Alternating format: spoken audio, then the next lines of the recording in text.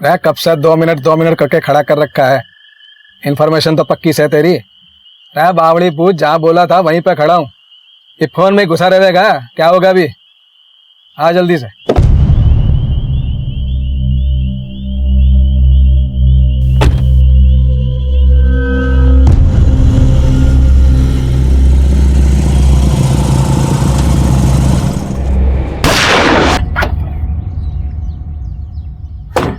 नमस्कार, आदाब। मैं inspector Adil Khan, crime petrol Dastak में आपका स्वागत करता हूं। हम अक्सर आपसे जुर्म के पीछे छुपी किसी दस्तक की बात करते हैं, लेकिन हमारे इस केस में जुर्म का शिकार खुद एक पुलिस वाला हुआ था और इस केस का पैमाना बहुत बड़ा था। या को ऐसे गायब करना है कि सबको लगे कि अपनी मर्जी से कहीं चली गई।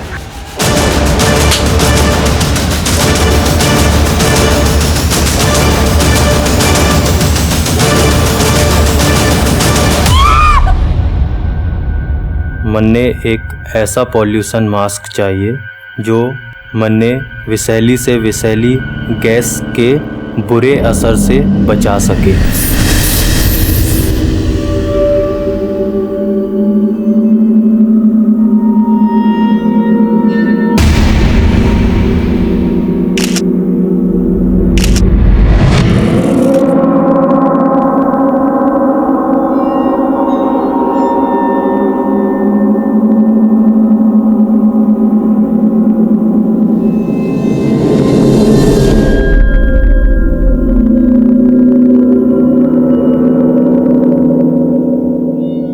ना आज ना मिल पाऊं। पापा आने वाले ना, कल ही देखते। बाबू फोन। किससे बात करने लग रही थी? पापा वो नेहा जीजी से। नेहा से बात कर रही थी या उस बावरे छोरे से? ना पापा, नेहा जीजी से कर रही थी। तो ये बता, नेहा कहाँ है? नेहा जीजी मार्केट गई से सामान लाने। अपने बाप से झूठ बोली है कि नेहा मार्केट गई से। एक कहोगे कि नेहा मार्केट में किसी छोरे के साथ है। हद है, आप अपनी छोरी पर भी विश्वास न करे हो। अरे भरोसा तो मैं तेरा भी ना करूं। जैसी झूठी तू है ना, वैसे ही अपने बेटे को बना रही है।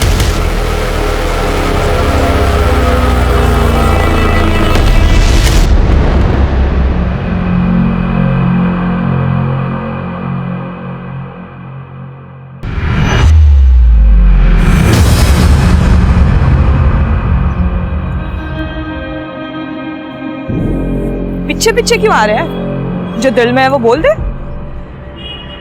वो नहीं, मैं क्या लगा रखा है? दिखने में तो बड़ा बिंदास है, ऐसे में सिट्टी पिट्टी गुल। चल कोई ना, तू सोच ले तन्ने क्या बोल रहा है। मैं तब तक तन्ने तेरा ससुराल दिखा देती हूँ। मतलब तू मुझे तेरे घर लेके जा रही है? बावड़ा हो गया है कि पप्पा को प्यार मोहब्बत ना पसंद, कूट देंगे तुझे। कहाँ लेके जा रही है?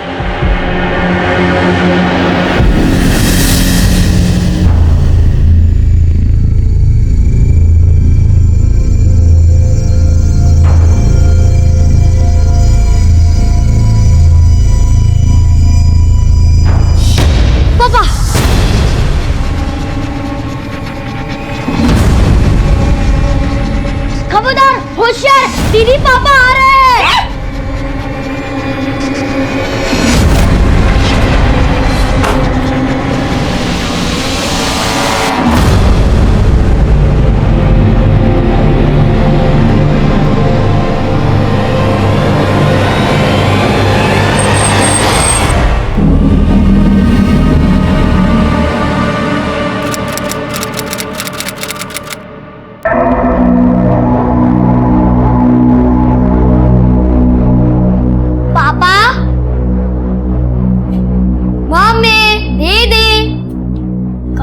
सब पापा, मम्मी, दीदी,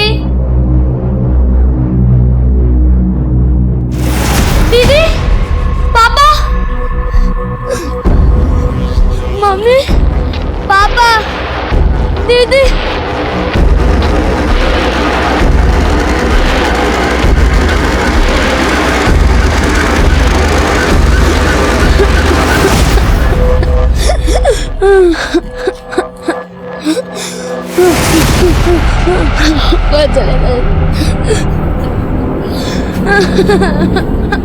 रिया बेटा, क्या हुआ? रो क्यों रही हो?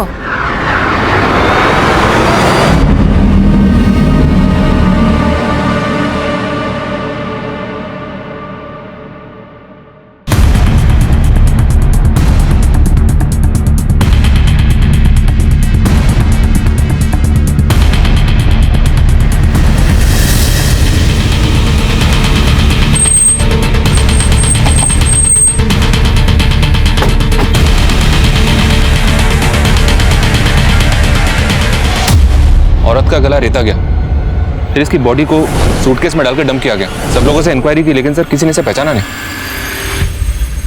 सूटकेस में बॉडी को डंप करते हुए किसने देखा? नहीं सर, किसी ने भी नहीं देखा।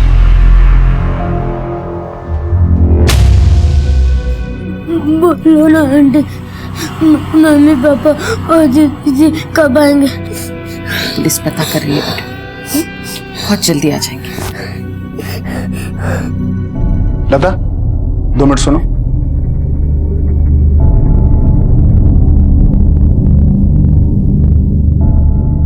भूल गई कि हमारे कजिन की शादी में जाना है और ये छोरी ने किसी पड़ोसी के यहाँ दे दी और तू चलने की तैयारी कर। पागल हो गया क्या? यहाँ बच्ची का रो रो के बुरा हाल है और तुम्हें शादी की पड़ी है। तुम जाओ और फ्री की दारू पियो और शादी में नाचो। मैं रिया को छोड़ के कहीं नहीं जाने वाली।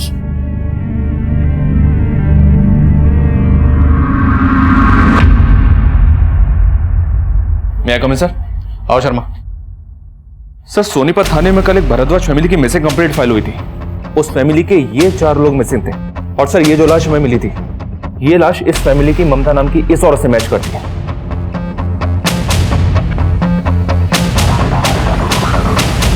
ममता, रमेश, नेहा और सारिका, भारद्वाज परिवार के 4 सदस्य रहस्यमय तरीके से एक साथ गायब हो गए थे। और ये रहस्य तब और भी गहरा हो गया जब हमें इन 4 में से सिर्फ ममता की लाश मिली। बाकी 3 सदस्य कहां थे, उनके साथ क्या हुआ था? ये इस केस के ऐसे पेचीदा सवाल थे जिनके जवाब तब हमें खोजने थे। भारद्वाज परिवार मिसिंग केस दूसरे थाने में दर्ज था, लेकिन इस केस की तफ्तीश का जिम्मा मुझे मिला था। सर, भारद्वाज फैमिली के रमेश, ममता, नेहा, सारिका 16 दिसंबर की शाम से ही गायब थे। और उसी शाम से उन सबके फोन सोनीपत के सेक्टर नंबर 7 में उनके घर के आसपास ही बंद हुए थे।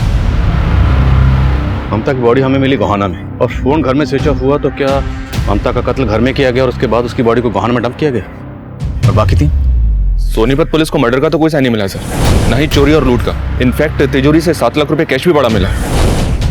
कमाता कौन कौन है घर में? सिर्फ रमेश। वो सोनीपत नगर पालिका के प्रॉपर्टी टैक्स डिपार्टमेंट में हेड क्लर्क था। हेड क्लर्क के घर में इतना सारा कैश, कहीं रिश्वत तो नहीं लेता?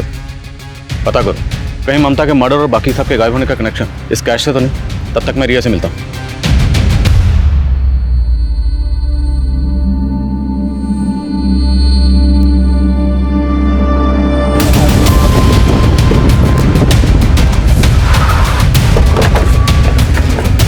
सर, ये घर है।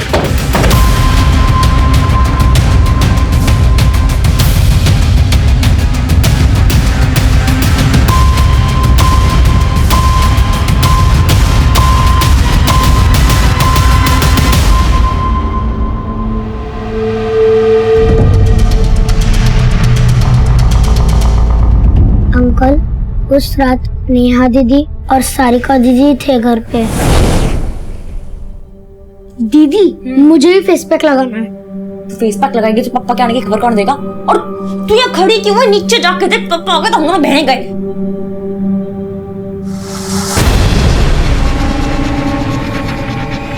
खबरदार, होशियार, दीदी पापा आ रहे हैं।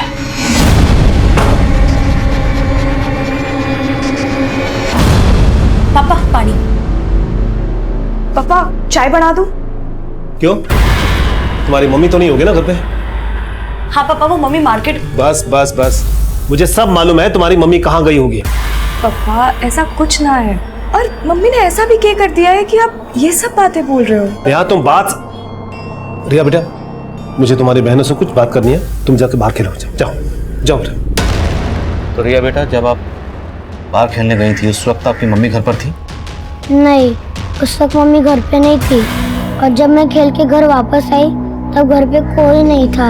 पापा, मम्मी, दीदी। मम्मी कहाँ गई थी? कुछ बता के गई थी? हाँ अंकल, याद आया। मम्मी रानी मार्केट गई थी। रानी मार्केट? सर, रिया ने सोनीपत पुलिस को भी यही बताया था कि ममता रानी मार्केट गई हुई थी, लेकिन ममता का फोन इसी एरिया में बंद हुआ था। कन्ना, ये एक सोची समझी साजिश लग रही है। रानीनगर मार्केट में पता करो, जिस रात को ये लोग गायब हुए उस तारीख की वहां की सीसीटीवी फुटेज निकलो। रिया की बातों से लग रहा है कि रमेश और ममता के बीच में सब कुछ सही नहीं था। बुला पड़ोसियों। सर, छोटी मोटी बातें तो हर घर में होती रहती है, लेकिन हाँ, रमेश भाई का घर में काफी रौब था। घर के सारे लोग उनसे बहुत डरते थे। डरते थे? दरअसल रमेश नियम कायदे का पक्का आदमी था।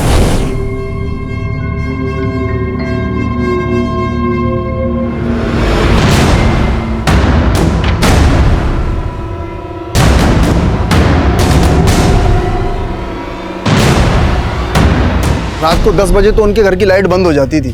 वो खुद भी अनुशासन में रहते थे और अपने बीवी और बच्चों को भी रखने की कोशिश करते थे। वैसे रमेश भाई बहुत ही अच्छे इंसान थे, लेकिन उनका स्वभाव थोड़ा शक्की था। किस पर शक करते थे? अंदर की बात तो नहीं मालूम, लेकिन कभी कभार उनके घर आती थी तो। तेरे पापा को सब पता चल गया, इसलिए आजकल बवाल मचा रही। मालूम तो चलना ही था मम्मी, मन ने तो पहले ही बोला था। जीजी, आपको ज्यादा ना डरती पापा से? हमारी जिंदगी है और आपको ना लगता कि पापा को ज्यादा इंटरफेयर कर रहे? तेवर देखे पापा के, अब तो मम्मी पे भी शक करते हैं। अरे लता आंटी आप? अरे नेहा बेटा, वो मैंने गाजर का हलवा बनाया था तो सोचा आप लोगों को दे के आऊं।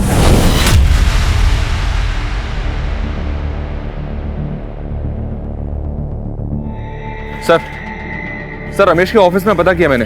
फिलहाल तो यही पता चला है कि रमेश काफी ईमानदार था। वो किसी से रिश्वत ले इस बात पे कोई भरोसा नहीं कर रहा है।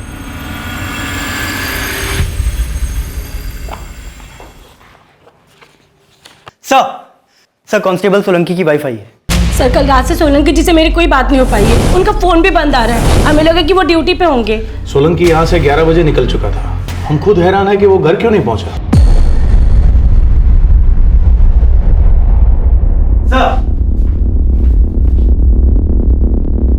क्या सर क्या हुआ है?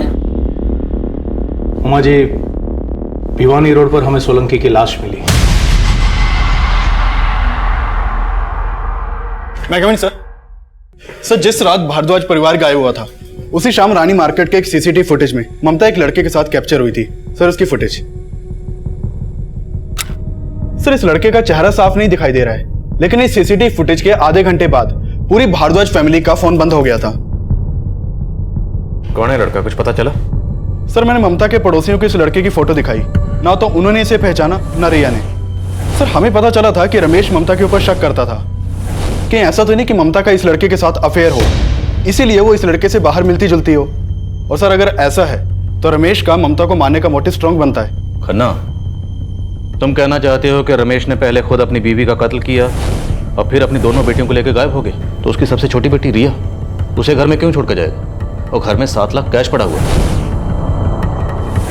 कहानी कुछ और है। ममता के कॉल रिकॉर्ड्स देखो, हो सकता है ममता के कॉल रिकॉर्ड्स में इस लड़के के बारे में कुछ पता चले।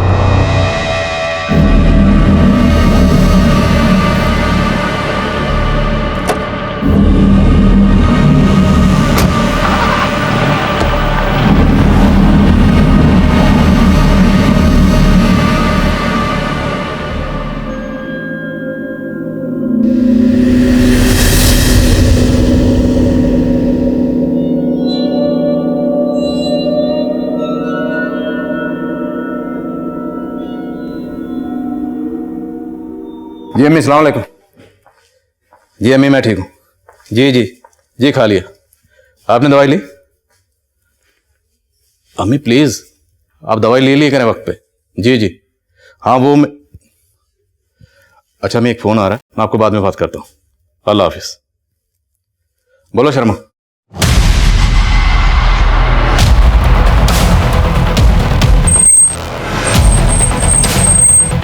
जी सर, इस तरफ।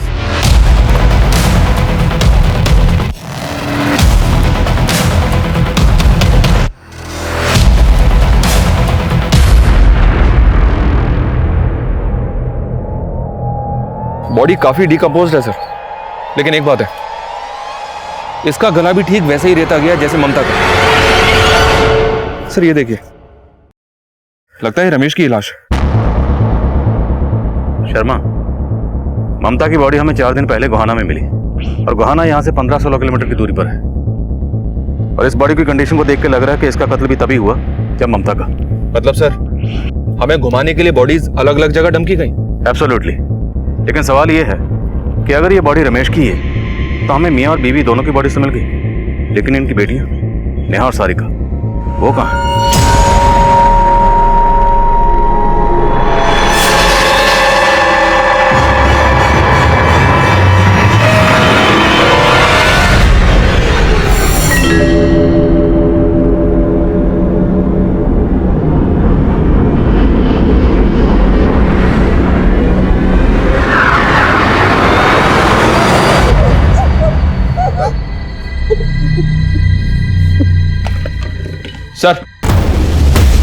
सर ममता की पोस्टमार्टम रिपोर्ट के मुताबिक ममता को बेहोश किया गया मर्डर करने से पहले, और उसे बेहोश करने के लिए मार्फिन गैस का इस्तेमाल हुआ।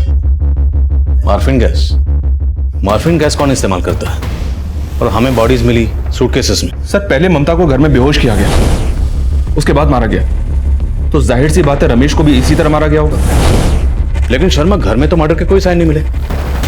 हालांकि ममता को रानी मार्केट में देखा गया, लेकिन ममता का फोन भी घर के आसपास ही स्विच ऑफ हुआ।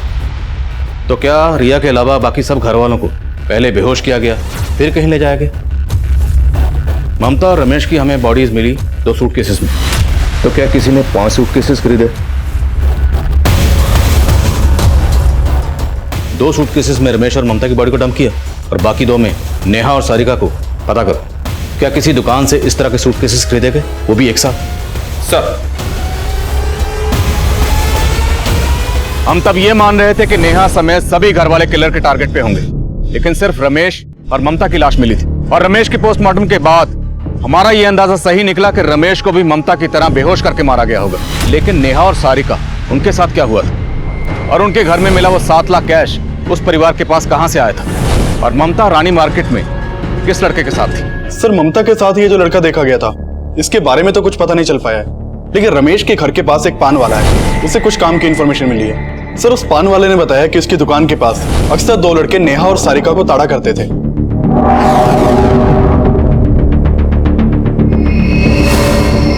लाडू भाई, वह मेरे वाली है, अपने वाली ना देखो। सर पान वाले ने यह भी बताया कि कुछ दिन पहले नेहा का एक लड़के से काफी झगड़ा भी हुआ था।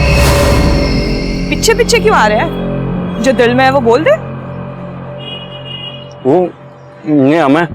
चल कोई ना, तू सोच ले तन्ने क्या बोल रहा है। मैं तब तक तन्ने तेरा ससुराल दिखा देती हूँ। मतलब मुझे तेरे घर लेके जा रही है?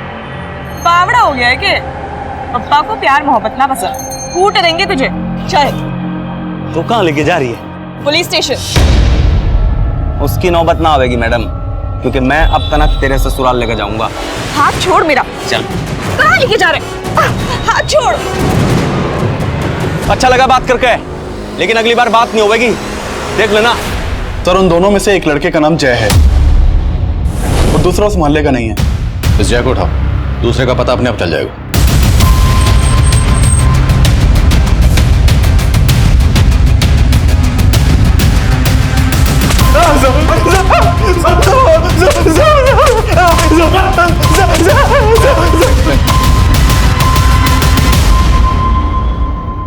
बोला। सर मैंने कुछ नहीं पता साहब, उसने तो खुद मुझसे मेरी फीलिंग पूछी थी, मैंने कोई जबरदस्ती ना की साहब। हम तेरी फीलिंग ना पूछ रहे, ये बोल, दोनों लड़कियों को गायब क्यों किया और उनके माँ बाप को क्यों मारा? मैंने कुछ नहीं किया साहब, वो शायद रोहित ने किया होगा। अच्छा? मैं सच कह रहा हूँ साहब, वो तो मेरे से भी बड़ा आशिक है।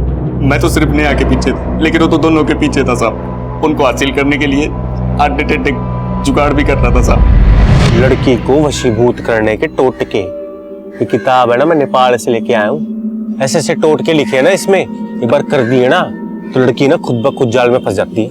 मैंने भी कोई टोटका बता देना नेहा के लिए। अब बावड़ा हो गया कि तेरे को क्या लग रहा है तेरे को मैं अपना साड़ू बनाऊंगा? बेटा इस किताब के टोटके से ना पहले मैं सारिका को अपनी घरवाड़ी बनाऊंगा और नेहा को अपनी साड़ी। तो साड़ी होती है आधी घरवाड़ी। उसने टोटके करने भी शुरू कर दिए थे साहब। कैसे टोटके? साहब वो सटकी सारिका के फोटो के आगे बैठ कर पान चबाता रहता था। मैं भी हैरान था साहब कि ये कैसा टोटका है, लेकिन साहब पता चला कि साड़ी घरवाली तो क्या, उसने तो सास ससुर को भी गायब कर दिया और मैंने कुछ नहीं पता साहब।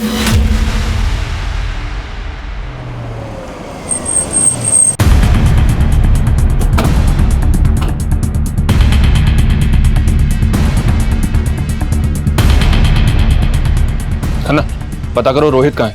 सर। सिंह, ताला तोड़ो।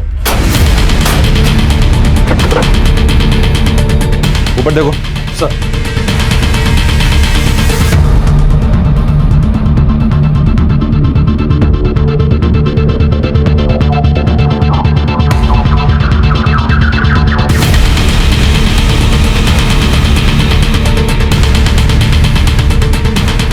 लड़की लड़की को वशीभूत करने के टोटके? 21 दिन में लड़की को बनाए अपना।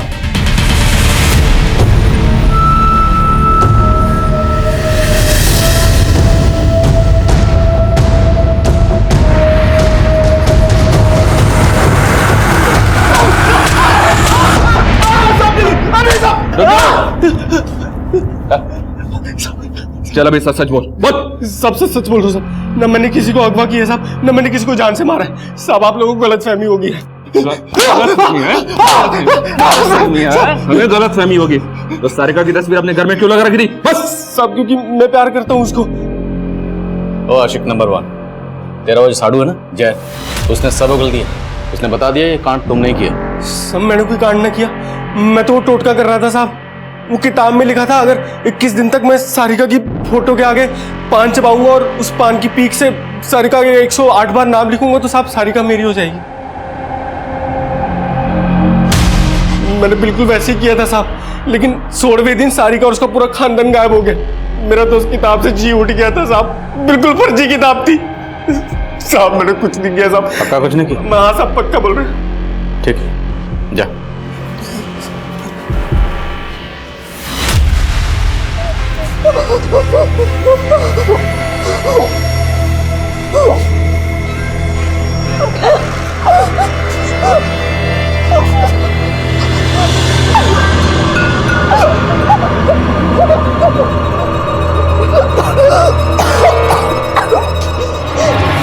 क्यों लाए हो मन्ने यहाँ? सारिका मम्मी पापा कहाँ है? कहाँ है?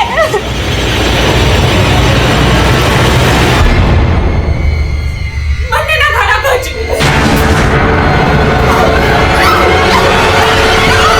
क्या मायनो, ये रोहित जितना सीधा बन रहा है उतना सीधा है नहीं। हो सकता है इसने और जय ने मिलकर रमेश और ममता का कत्ल किया हो, और फिर इन दोनों ने ही नेहा और सारिका को कहीं छुपाया हो। इस पर नजर रखो, ये हमें उन तक पहुंचने की लीड दे सकता है। सर उस पान वाले ने इन दोनों के अलावा एक तीसरे लड़के के बारे में भी बताया था। कौन तीसरा लड़का? सर उसका कहना था कि वो लड़का अक्सर सारिका को उसके घर के बाहर बाइक से ड्रॉप करता था। सारिका को बाइक पे ड्रॉप करता था तो हो सकता है दोनों का अफेयर हो। सारिका के कॉल रिकॉर्ड्स में कुछ? सर सारिका के कॉल रिकॉर्ड्स में किसी रहमान नाम के लड़के का नंबर मिला है, और खास बात यह है कि रहमान नेहा और ममता के साथ भी फोन पे बात करता था। मतलब सारिका की माँ और बहन दोनों से बात करता था। और फादर रमेश से? नहीं सर, रमेश के कॉल रिकॉर्ड्स में रहमान का नंबर नहीं मिला है। लेकिन एक बात है सर, इस भारद्वाज फैमिली के गायब होने के अगले ही दिन से रहमान का नंबर बंद है। कहाँ रहता है रहमान?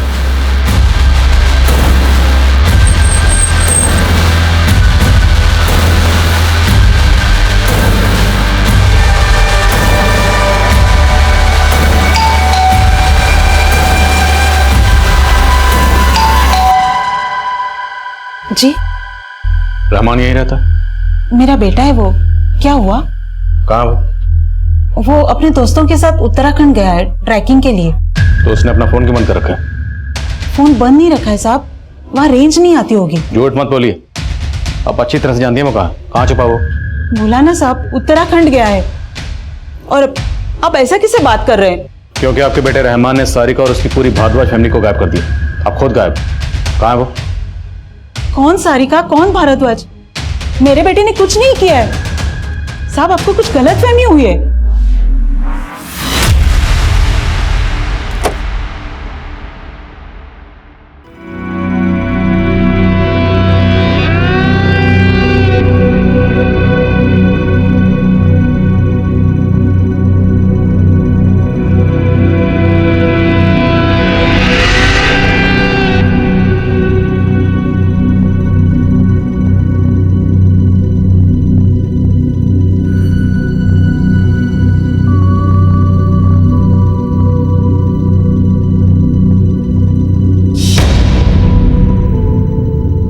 हे भगवान, पूजा खत्म हुई नहीं कि पहले टपक गई। ये ले और एक। हे भगवान, ये ले मेरी माँ, एक और खा ले। Thank you mummy.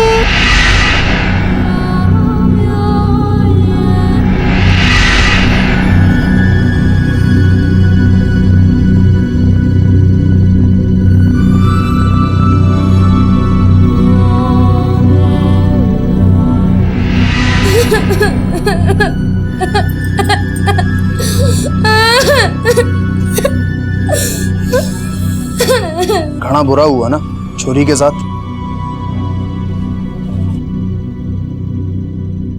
सूटकेस की कई दुकानों पे इंक्वायरी की सर, लेकिन कोई भी काम की इंफॉर्मेशन हाथ नहीं लग रही है। तो हो सकता है इन सूटकेसेस का इंतजाम रहमान ने किया। रानी मार्केट के पास रहमान की एक बेकरी शॉप भी है सर, वो भी कई दिनों से बंद है। रहमान की बेकरी शॉप काफी मशहूर है, रोज की 50,000 की सेल भी है। बेकरी शॉप के आसपास भी इंक्वायरी की, लेकिन समझ में नहीं आ रही कि रहमान अचानक से गायब कहाँ हो गया। हो ना हो सर, इस फैमिली को गायब करने में रहमान का ही हाथ है। रहमान की बेकरी है रानी मार्केट में, और रानी मार्केट में ही ममता किसी लड़के के साथ देखी जाती है। रहमान ना सिर्फ सारिका से फोन पे बात करता था, बल्कि उसकी बहन नेहा, उसकी माँ ममता, और तो दोनों बहनें और माँ को छटपटा लग रहा है। सर आपको लग रहा है कि रहमान दोनों बहनों और माँ के साथ कोई गलत काम? सर रहमान के पड़ोसियों से पता चला कि कुछ दिन पहले रमेश रहमान के घर पे गया था और वहां उसका रहमान और उसकी अम्मी फरीदा से काफी झगड़ा हुआ था। क्यों मिलता है मेरी बेटियों से? आज के बाद अगर मेरी बेटियों से मिला ना तो अच्छा नहीं होगा, बता दे रहा हूँ। क्या अच्छा नहीं होगा? पहले अपनी बेटियों का संभाल। मतलब फरीदा रमेश और उसकी दोनों बेटी को जानती है और हमें कुछ और ही कहानी सुना रही थी। सर आप कहें तो फरीदा को बुलाएं। नहीं अभी नहीं। इस फरीदा के जरिए हम रहमान तक पहुंचेंगे। फरीदा पक्का जानती है कि रहमान कहाँ छुपा हो, उस पर नजर रखो। और मैं रिया से मिलता हूँ, हो सकता है वो रहमान के बारे में कुछ जानती है।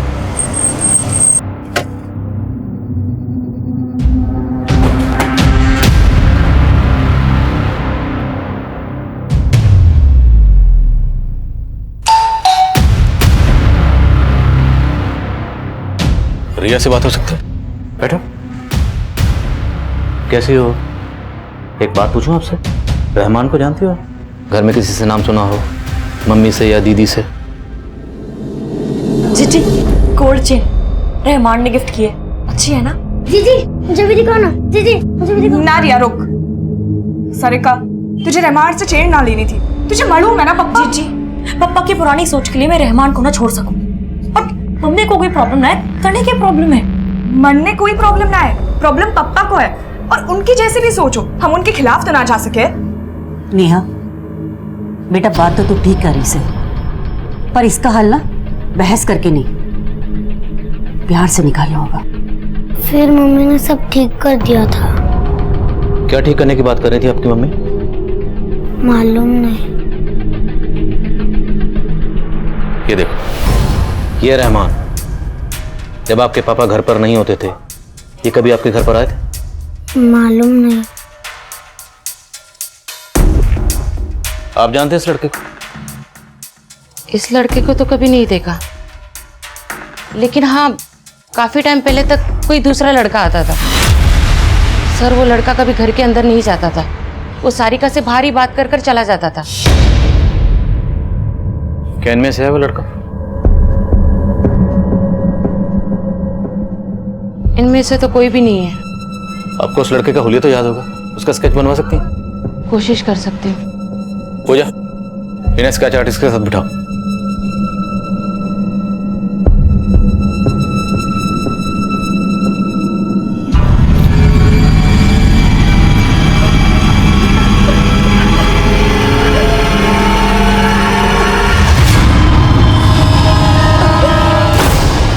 जेले कल तो तूने अपने आप को खाने से सान लिया था, अरे आज तो कम से कम कुछ पेट में डाल ले। मुझसे ना खाया जाएगा ये फिक्का खाना। ओहो तो महारानी को 56 भोग खाना है। देख जो इस जंजाल से निकलना है ना तो ये सात्विक खाना खाना पड़ेगा। कैसा जंजाल? क्या करने वाली है आप मेरे साथ?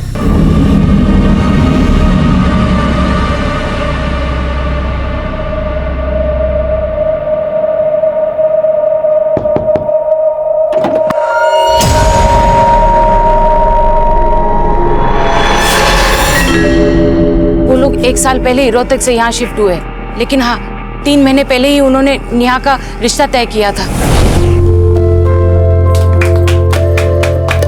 चलो दीदी अब आपकी बारी।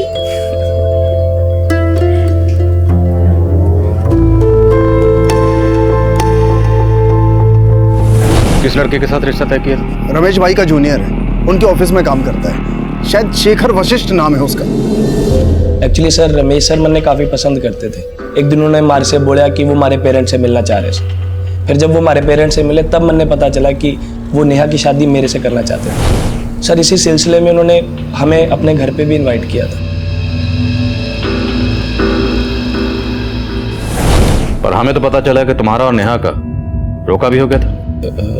हाँ सर, लेकिन फिर बाद में हमें पता चला कि हमारी और नेहा की कुंडली नहीं मिल रही सर, इसलिए बात आगे नहीं बढ़ी। ठीक है, थैंक यू। Ji sir. बिना कुंडली मिला ही बात रोके तक भी पहुंच गई। शर्मा जी, इस लड़के की उसके घर वालों की कुंडली निकाली। एक पान लगे। अरे तूने चुगली की मेरी पुलिस से? उसने मारने पैसे देते तेरे को मेरे खिलाफ बोलने के? ओए, मैं किसे रहमान कर रहे मुकरम पे नहीं पड़ता। तू पहले अपने खड्डे भर, मेरे बाद में खोदिए। चल। सर मैंने शेखर और उसके घर वालों के बारे में काफी कुछ पता किया। सब लोग काफी लालची लोग हैं। और सर, शेखर के पड़ोसियों ने बताया कि शेखर और नेहा की शादी के लिए शेखर के घर वालों ने 10 लाख रुपए दहेज की डिमांड की थी, लेकिन रमेश दहेज के शक के खिलाफ था और इसी वजह से ये रिश्ता टूटा था। तो तेरी कुंडली नेहा से नहीं मिली, कोई बात नहीं, पर तेरी कुंडली हमारे सिंह साहब से जरूर मिलेगी, वो भी इनके डंडे से। 36 के 36 गुण मिलेंगे। सिंह सर, मिला दे कुंडली। Sir sir sir sir sir मैं मानता हूँ कि मैंने आपको झूठ बोला था, लेकिन मैंने कोई क्राइम नहीं किया सर। ये तू डिसाइड नहीं करेगा। तू ये बता कि नेहा के साथ तेरा रिश्ता क्यों टूटा? सर, हमारा रिश्ता दहेज की वजह से तो नेहा से टूटा ही ना था, बल्कि खुद नेहा की वजह से टूटा था। शेखर जी, इस रिश्ते के लिए हाँ करने से पहले मैं आपको कुछ बता देना चाहती हूँ। जी बोलिए ना। मेरा एक पास्ट है। सर, नेहा ने मन ने बताया कि जब वो रोहतक में थी तो उसका एक छोरे के साथ अफेयर था। कौन था वो? सर, मन ने ये तो ना पता, लेकिन वो सर उसका कलीग था। और सर, उन दोनों में कुछ बहुत बड़ा हुआ था जो उनका ब्रेकअप हो गया, लेकिन नेहा ने मन ने इसके बारे में कुछ ना बताया। नेहा जी बोलिए ना, अब दोनों का ब्रेकअप क्यों हुआ था? जाने दीजिए ना, क्या फर्क पड़ता है। दूर होने के तो बड़े सारे वजह थे, पर अब मैं जिंदगी में आगे बढ़ना चाहती हूँ। कि मैं ये जान सकूं आपका उस लड़के के साथ रिश्ता कहाँ तक पहुंचा था? मतलब मेरा मतलब वो फिजिकल। सर, मैं मानता हूं कि उसने मुझे सब सच सच बता दिया था, लेकिन मैं इस रिश्ते से कंफर्टेबल नहीं था, इसलिए मैंने ना बोल दिया। एक्सक्यूज मी सर, ये उस लड़के का स्केच है जिसके बारे में लता ने हमें बताया। शर्मा, पता करो ये लड़का कौन है और इसका सारिका और इसकी फैमिली से क्या कनेक्शन है। सर, भारद्वाज फैमिली की बेटियों से जुड़े कई लड़के एक के बाद एक सामने आ रहे हैं। मुझे तो ये प्रेम प्रसंग का ही चक्कर नजर आ रहा है। अभी तक उस लड़के की पहचान भी नहीं हुई है जो ममता के साथ रानी मार्केट में देखा गया। और अब ये स्केच, पता करो ये कौन है और उस लड़के के बारे में पता करो जिसके बारे में हमें शेखर ने बताया, जो रोहतक में नेहा का क्लिक था। हो सकता है वहां भी कोई पुरानी दुश्मनी या धोखे की कहानी सामने है। सर। हाँ सर, नेहा जब यहाँ पे जॉब कर रही थी तो हमारे कलीग कुणाल के साथ उसका अफेयर था। तो कुणाल कहाँ है अब? सर, एक्चुअली कुणाल को तो काफी टाइम पहले जेल हो गई थी। जेल? किस जुर्म में? कुणाल नेहा से प्यार तो बहुत करता था, पर नेहा को लेके कुछ ज्यादा ही पॉसेसिव था। चलो नेहा। अब आज मैं पूजा के साथ जा रही हूँ। हाँ तो ठीक है, मैं तुम दोनों को ड्रॉप कर देता हूँ। जरूरत ना है, हम चले जाएंगे। बाय। सर, वो इतना ज्यादा शकी था, जब नेहा मेरे साथ भी होती थी ना तभी उसे फॉलो करता था। नेहा, हाँ? तू कल पूजा के घर गई थी ना? हाँ। लेकिन तुम दोनों तो घर गए नहीं थे, ऑफिस के बाद मूवी गए थे। हाँ, पर तुम इतने सवाल जवाब। क्योंकि हमारी शादी होने वाली है और मुझे पता होना चाहिए कि मेरी होने वाली बीवी कहाँ है और क्या कर रही है। नेहा को एहसास होने लगा कि वो कुणाल के साथ एडजस्ट नहीं कर सकती है, इसीलिए उसने कुणाल के साथ ब्रेकअप कर लिया, तो वो और दुगना उसे परेशान करने लगा। नेहा, तुम मुझे इग्नोर क्यों कर रही हो? मैंने ऐसा क्या किया है? मैं तुमसे कुछ बात कर रहा हूँ। मन ने तुमसे कोई बात नहीं करनी। हाथ छोड़ो। तुम मेरी होने वाली बीवी हो, ये बात भूलना मत। हाथ छोड़ो, ये जबरदस्ती है। Help please, someone help. छोड़ो मन्ने। किसी में हिम्मत है? हिम्मत? हेल्प चाहिए तुम्हें? कुणाल सब पे रौब चलाता था क्योंकि उसके फादर रोहतक पुलिस में इंस्पेक्टर है। लेकिन नेहा डरी नहीं, उसने फिर भी कंप्लेंट फाइल कर दी। तब कुणाल को 3 साल की सजा सुनाई थी कोर्ट ने। उस हादसे के बाद नेहा की फैमिली सोनीपत शिफ्ट हो गई थी।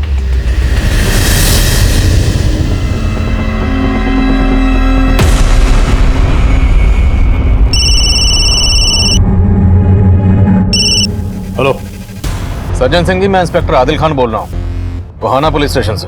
कोहाना पुलिस स्टेशन? आपसे मिलना है सिंह साहब। कहिए खान साहब, क्यों मिलना चाहते थे आप मुझसे? सिंह साहब, नेहा भारद्वाज को तो आप जानते ही होंगे। 16 दिसंबर से नेहा भारद्वाज और उसकी फैमिली गायब और उसके माँ बाप की लाशें भी मिली। सीधा मुद्दे पे आइए खान साहब, आप कहना क्या चाहते हैं? अब आप खुद पुलिस वाले हैं, मुद्दा तो समझ ही गए होंगे। दरअसल हम उन लोगों से मिलने हैं जिनका नेहा और उसकी फैमिली को गायब करने या कत्ल करने के पीछे कोई मोटिव रहा।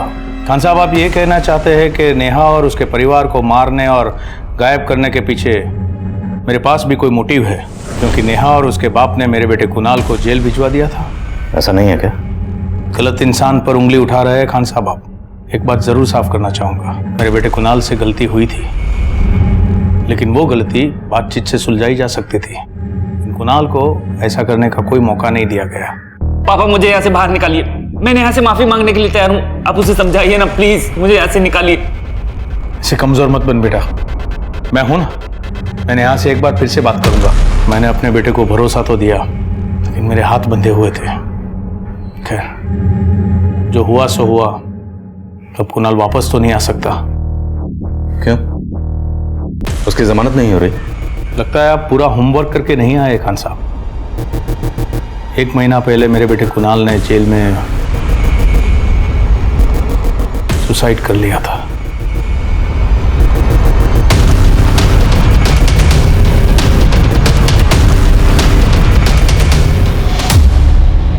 मैंने अपने बेटे कुणाल को हमेशा हमेशा के लिए खो दिया। रही बात नेहा और उसके परिवार वालों की, तो पिछले 1 साल से मैं उनके टच में नहीं हूं। आप आपकी ड्यूटी कर सकते हैं, लेकिन आपको कुछ मिलेगा नहीं।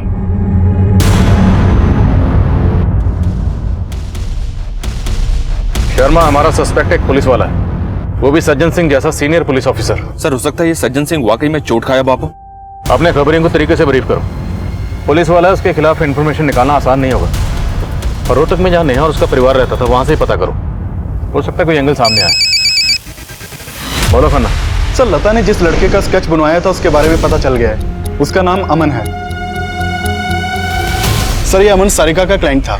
सर, 6 महीने पहले तक सारिका एक chit fund company Cheryl enterprises में जॉब करती थी, लेकिन ये 1 नंबर की फ्रॉड कंपनी निकली। कई तरह की लुभावनी स्कीम्स थी इनकी, जैसे 3 महीने तक 5000 रुपये जमा करो और 6 महीने में बाइक ले जाओ, लेकिन सब फर्जी। सर, इस अमन ने भी इसी तरह की एक स्कीम में पैसा इन्वेस्ट किया था, लेकिन जब ये कंपनी भाग निकली तो अपना पैसा निकलवाने के लिए सारिका को धमकियां भी दे रहा था, और कुछ दिन पहले इसने काफी बड़ा बवाल भी किया था। तू सही जवाब नहीं दे रही यार। वो 15,000 डूबा है मेरा। तो मेरी भी तो 3 महीने की सैलरी लेके भाग गई ना देख, कंपनी। मैंने तुझे पैसा दिया तो मुझे मेरा पैसा चाहिए। तो मैं कहाँ से वापस देख, करूं? 3 महीने लगातार पैसा दिया, देख लेके तो रहूंगा मैं। साढ़े लड़की के पैसे छीनता है। देख लूंगा तुझे, मैं छोड़ूंगा नहीं। रहता कहाँ है अमन? सर, समालखा में। बुलाओ इसे। सर। सर जी, मैं मानूं मैं सारिका से पैसे मांग रहा था, लेकिन सर उसी के कहने पे मैंने उसकी कंपनी में पैसे लगाए थे, और सर बाद में बोली कि कंपनी भाग गई। अब सर आप ही बताओ, सर मन ने कुकर भरोसा होगा कि वो उस फ्रॉड में ना मिली थी। तुझे लगता है सारिका ने तेरे साथ फ्रॉड किया, इसलिए तूने उसकी बहनों को गायब कर दिया और माँ बाप को? एक मिनट साहब, आपके पास कोई सबूत है मैंने ये सब किया? ओए हीरो, तूने सरे बाजार सारिका का पर्स छीनने की कोशिश की थी, ये सबूत बहुत है तुझे अंदर रखने के लिए। सिंह, सबूत दो जरा इसको। सब मैंने कुछ नहीं किया साहब। सब चोरी मेरे 15,000 रुपए लेके भाग गई थी साहब। सब उसकी कंपनी नहीं सर, वो लड़की भी 1 नंबर की फ्रॉड है। सब मोटरसाइकिल देने का वादा किया था सर, एक साइकिल तक नहीं दी। सब मैंने कुछ नहीं किया साहब, बिल्कुल कुछ नहीं किया। प्लीज मुझे छोड़ दो साहब, प्लीज छोड़ दो साहब मुझे। सर, अमन का मोटे पैसे को तो नजर नहीं आ रहा है, क्योंकि अगर उसने घर के सब लोगों को गायब किया है तो वो 7 लाख कैश भी गायब करता। शर्मा, हो सकता है अमन को इस बात का इल्म ही ना हो कि घर में 7 लाख कैश पड़ा हो। सारिका फ्रॉड कंपनी में काम करती थी जिसमें अमन का पैसा डूबा, तो जाहिर सी बात है जिस तरह अमन का पैसा डूबा, कई और लोगों का पैसा भी डूबा होगा, और उन लोगों के लिए बदला लेने का ये स्ट्रॉन्ग मोटिव। करना सर, रहमान की क्या खबर है? सर हम लोग रहमान की माँ फरीदा पे नजर बनाए हुए हैं। हमने नोटिस किया कि वो अक्सर पड़ोसियों के घर में जाती है और काफी देर बाद वहां से वापस आती है। फरीदा जिन पड़ोसियों के घर पे जाती है उनके फोन नंबर भी सर्विलेंस पे डालो। हो सकता है फरीदा इन पड़ोसियों के नंबर से अपने बेटे रहमान को कॉल करती है। सर धीरे धीरे रे माना, धीरे सब कुछ होए। हाँ, माली सींचे 100 घड़ा, ऋतु आए फल होए। बोल। माली सींचे 100 घड़ा, ऋतु आए फल होए। अब समझ कि ऋतु आने वाली है और तेरा उद्धार होने वाला है। कैसा उद्धार? क्या करने वाली है आप मेरे साथ? अब तो जो भी करेगा वही रखवाला करेगा।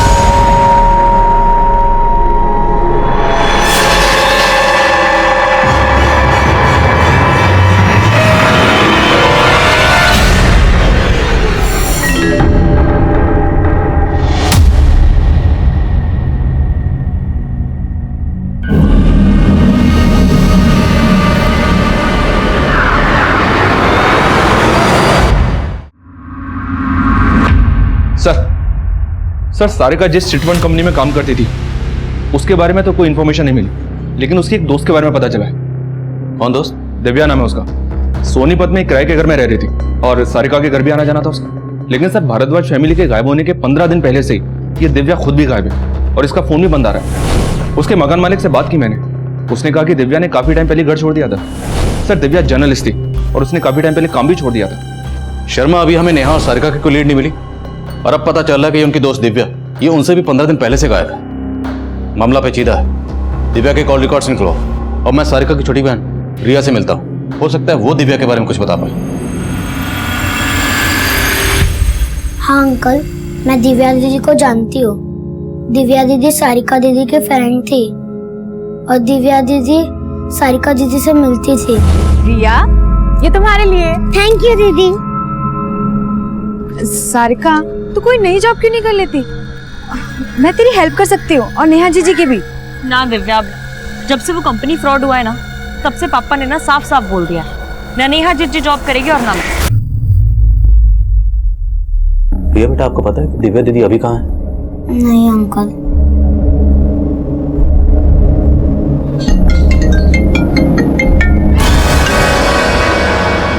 हेलो सर, आपका अंदाजा सही निकला। फरीदा अपने पड़ोसियों के फोन से रहमान के नंबर पे ही कॉल करती थी और थोड़ी देर पहले भी उसने रहमान के नंबर पे फोन किया था। उस वक्त उसका फोन करनाल में एक्टिव था। रहमान का नंबर ट्रैक करते रहो और फरीदा को भनक मत लगने देना कि हमें रहमान का पता चल गया, और फरीदा पे नजर बनाए रखो। सर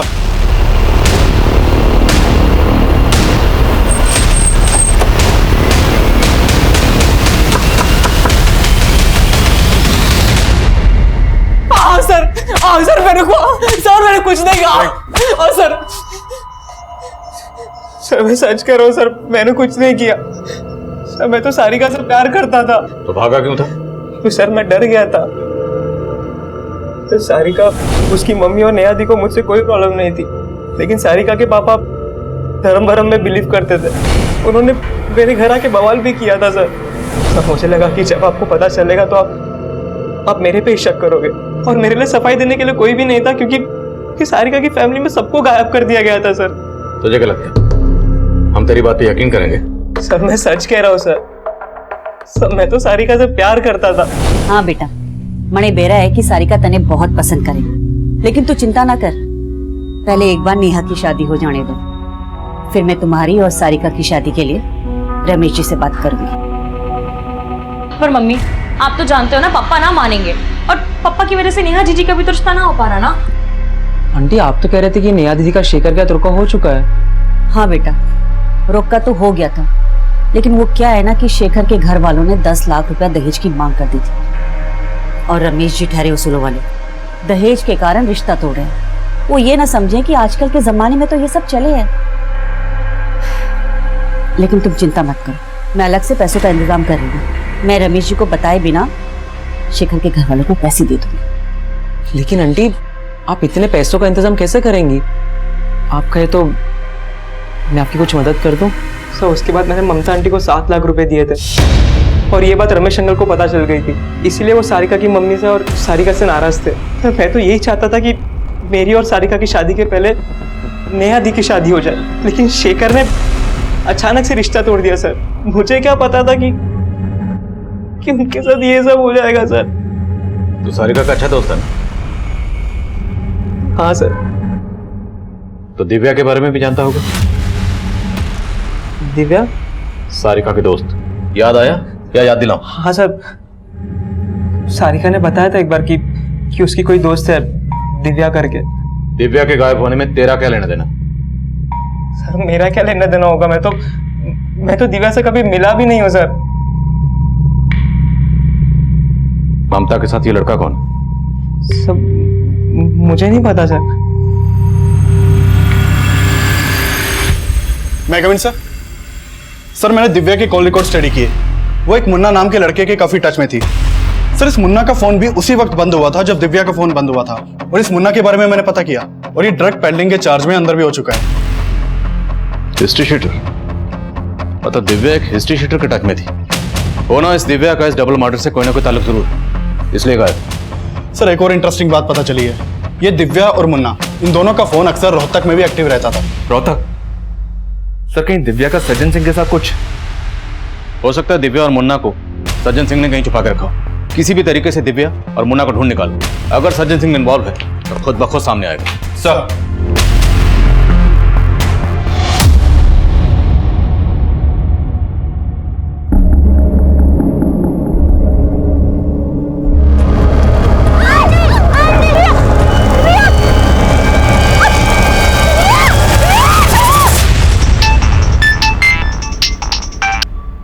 हेलो,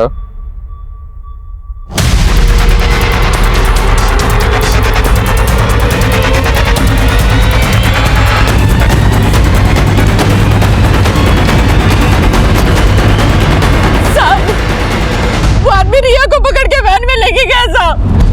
मैं यहाँ से ही रिया को लेकर आ रही थी और उसने यहाँ पीछे से मुझे धक्का मारा, मैं यहाँ गिरी। उसकी वैन यही खड़ी थी, पहले से यही खड़ी थी साहब, और वो रिया को लेकर गया। आपने वैन का नंबर नोट किया? नहीं, वैन का नंबर तो नहीं देखा, लेकिन उसके वैन के पीछे एल लिखा था। शर्मा, वैसे तो सुनसान जगह, सीसीटीवी के चांसेस कम, फिर भी पता करो। अगर कुछ सीसीटीवी है तो फुटेज निकलो। सब कितने लोग थे? वो अकेला ही था साहब। दिखने में कैसा था? उसका चेहरा ढका हुआ था गमछे से। अब भारद्वाज परिवार की सबसे छोटी बेटी रिया को भी किडनैप कर लिया गया था। हमें अंदाजा तक नहीं था कि ऐसा कुछ हो सकता है, लेकिन रिया का गायब होना हमें अपना फेलियर लग रहा था। लेकिन यह हादसा इतना इशारा तो दे रहा था कि कोई ऐसा है जो पूरे भारद्वाज परिवार को ही खत्म करना चाहता है। हमारे सस्पेक्ट्स कई थे और असली गुनहगार तक पहुंचने के लिए हम हर मुमकिन कोशिश कर रहे थे। सर अपने खबरियों से एक सॉलिड इंफॉर्मेशन मिली है। 20 दिन पहले रोहतक के कांस्टेबल सोलंकी का मर्डर हुआ था। और ये इंफॉर्मेशन हमारे किस काम की? सर काम की हो सकती है, क्योंकि पता चला है कि कांस्टेबल सोलंकी का दिव्या के साथ उठना बैठना था और कांस्टेबल सोलंकी इंस्पेक्टर सज्जन सिंह के अंडर ही काम करता था। सर इन्हीं के एक खबरी किशोर ने सोलंकी का मर्डर किया था, जिसे सज्जन सिंह ने अरेस्ट भी किया था। हमारा सस्पेक्ट है सज्जन सिंह और सोलंकी उसके अंडर काम करता था और दिव्या सोलंकी के टच में थी। लग रहा है इन सब बातों का कनेक्शन हमारे केस से जरूर बनेगा। अब ये क्या कनेक्शन है सज्जन सिंह तो बोलेगा ना। एक काम करते हैं, सोलंकी का मर्डर करने वाले किशोर से मिलते हैं। अब ये दिव्या को मैं अच्छी तरह जानूं। सोलंकी की चमची थी वो, और पैसा देकर सोलंकी उससे कई तरह के गलत काम करवाता था। ये सोलंकी तो सिर्फ एक मोहरा था। सोलंकी जो भी काम करता था सज्जन सिंह के इशारों पर करता था। तुमने कांस्टेबल हरीश सोलंकी को क्यों मारा? मैं तो साहब उनके लिए मुखबिरी करता था, लेकिन वो मेरा ही मजाक उड़ाने लगे, मेरी इज्जत उछालने लगे। फिर क्या था, एक दिन शराब पी के मुझ पर हाथ उठा दिया, मेरा माथा ठनक गया, मैंने ठोक दिया। देख किशोर, तेरी सजा तो कम नहीं हो सकती, लेकिन सोलंकी के मर्डर का तेरी आत्मा पर, तेरे दिल पर जो बोझ है वो जरूर कम हो सकता है अगर तू हमारी मदद करे। बोल, ये दिव्या और मुन्ना कहाँ मिलेगा? साहब पूरे यकीन के साथ तो नहीं कह सकता, पर करनाल में एक ठिकाना है, वहां आपको ये दोनों मिल सकते हैं।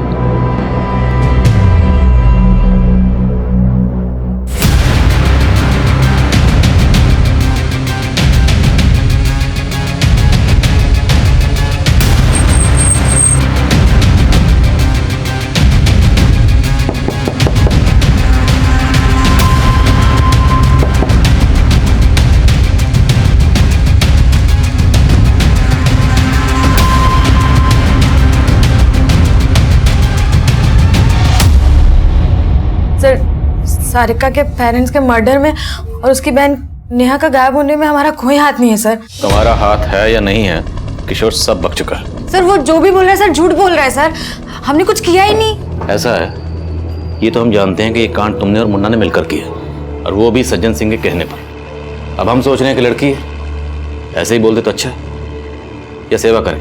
बोलो। सर हमने कोई कांड नहीं किया है सर। अब पूजा सर बता दो सर, मैं मानती हूँ कि मुन्ना मेरे कहने पे सब कर रहा था, लेकिन सर सिर्फ नेहा को मारने की सुपारी दी थी सोलंकी ने। देख, जर्नलिस्ट बन के तू वैसे भी कहीं गलत तरीके से पैसा कमाती है। यो काम कर दे, 20 लाख मिलेंगे, 10 काम से पहले और 10 काम के बाद। पर तू इस लड़की को मरवाना क्यों चाहते हो? तो तू आम खा, गुठली से क्या मतलब? और देख, तेरे को इस काम के लिए इसलिए चुन रहा हूँ क्योंकि इस नेहा को ऐसे गायब करना है कि सबको लगे कि अपनी मर्जी से कहीं चली गई। सर नेहा को गायब करने के लिए मैं सारिका से दोस्ती बढ़ाने लगी थी सर। दोनों अपने फादर से बहुत फ्रस्ट्रेटेड रहती थी, दोनों बहुत कुछ करना चाहती थी, और सर मैंने उनके इसी सपने का फायदा उठाकर उन्हें ट्रैप किया था सर। सारिका तू कोई नई जॉब क्यों नहीं कर लेती? मैं तेरी हेल्प कर सकती हूँ, और नेहा जीजी की भी। मेरा प्लान था कि नेहा को जॉब के बहाने शहर के बाहर ले जाकर उसे गायब कर दूँ, पर सर मैं कुछ करती हूँ उसके पहले ही सोलंकी का सर मर्डर हो गया। सर सोलंकी मर चुका था, मैं उसका काम करके फंसना नहीं चाहती थी। सर वो ऑलरेडी मुझे 10 लाख एडवांस दे चुका था, इसलिए मैं शांत हो गई। पर पता चला कि सर नेहा की तो पूरी फैमिली गायब हो गई है। सर इसमें हमारा कोई हाथ नहीं है सर, हमने कुछ नहीं किया। और हो सकता है सर ये सब सज्जन सिंह ने करवाया हो, क्योंकि मुझे इस बात का हिंट है कि सोलंकी ने सज्जन सिंह के कहने पर ही मुझे सुपारी दी थी। आप एक क्रिमिनल पर भरोसा करके मुझ पर इल्जाम लगा रहे हो खान साहब? जानता था, आप खुद तो कबूल करेंगे नहीं, लेकिन याद रखना आप हमारी रडार पर हो, और वो दिन दूर नहीं जब हमारी अगली मुलाकात आपके थाने में नहीं, हमारे लॉकअप में होगी।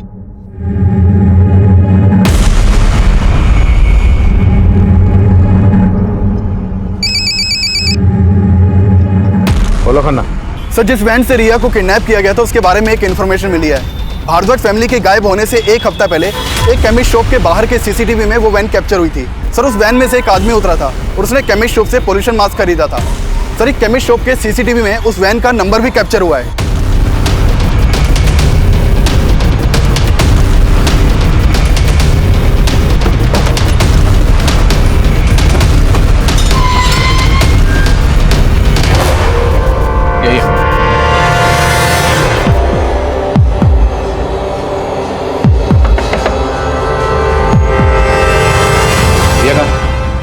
रिया कहाँ है? पकड़ो इसको।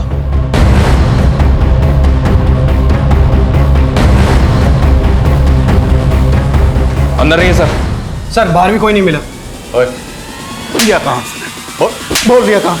बोल नहीं सकता, लेके बताएगा। चल।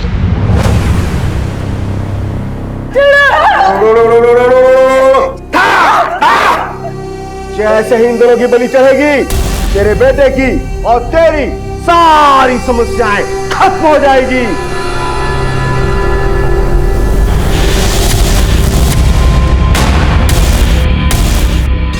मैं बोल नहीं सकता, मेरा मौन व्रत है। मैं बोला तो मर जाऊंगा। बेटा तू नहीं बोलेगा ना, तब भी मरेगा। बोल बोल बोल, रिया कहाँ है? बोल। नेहा और सारिका के साथ क्या किया? बोल।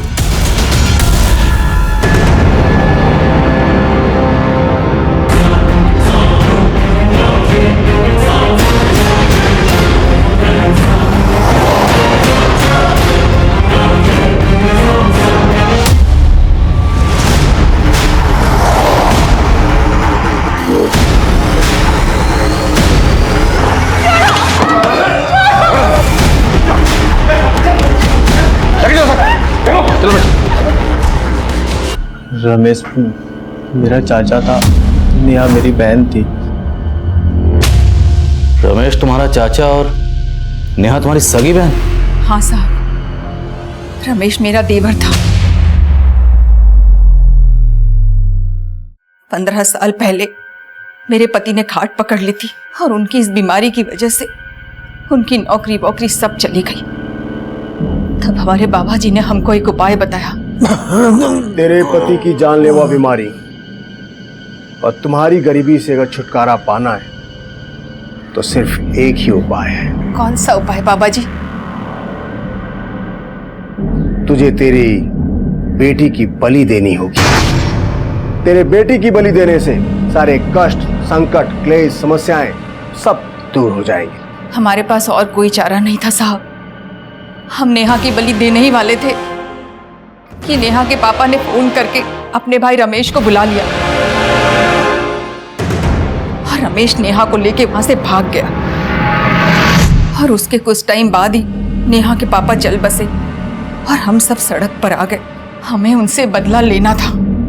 सब चाचा अपने परिवार को लेकर रोहतक से सोनीपत चले गए थे। उनसे बदला लेने के लिए मैंने उनके सोनीपत वाला एड्रेस पता किया। मैंने वहाँ की रैकी की। मेरा एक दोस्त केमिकल फैक्ट्री में काम करता था। उसी के ज़रिए मैंने वो जहरीले गैस का बंदोबस्त किया था। उस दिन मैंने चाची के ज़रिए उनके घर में घुसने की प्लानिंग की थी। नमस्ते चाची। अरे मुझे नहीं पहचाना? मैं संजय। संजय? प्रकाश भारद्वाज जी का बेटा, आपका भतीजा चाची। फिर मैं नेहा और बाकी सबसे मिलने के लिए कहने लगा। चाची मुझे अपने घर लेके गई। सुनिए, देखिए कौन आया है।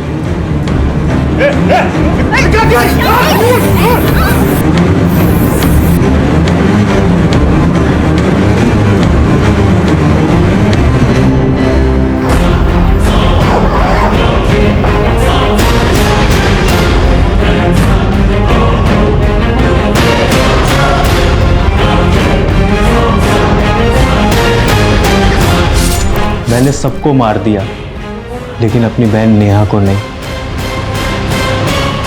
बाबा जी ने कहा था अमावस्या के दिन नेहा की बलि देने के लिए, ताकि हमारी सारी पनौती खत्म हो जाए साहब। और साथ ही साथ रिया को खत्म करके हम रमेश के पूरे खानदान को खत्म करने का प्रण पूरा करना चाहते थे साहब। सब विधि के लिए मैंने 7 दिनों का मौन व्रत रखा था और आप आके आपने फिर से पनौती लगा दी साहब। अंधविश्वास और बदले की आग में ना तुम दोनों ने अपनी जिंदगी बर्बाद की, बल्कि अपने देवर तुमने अपने चाचा का घर भी उजाड़ दिया। अब सड़ो माँ बेटा इसी जेल में।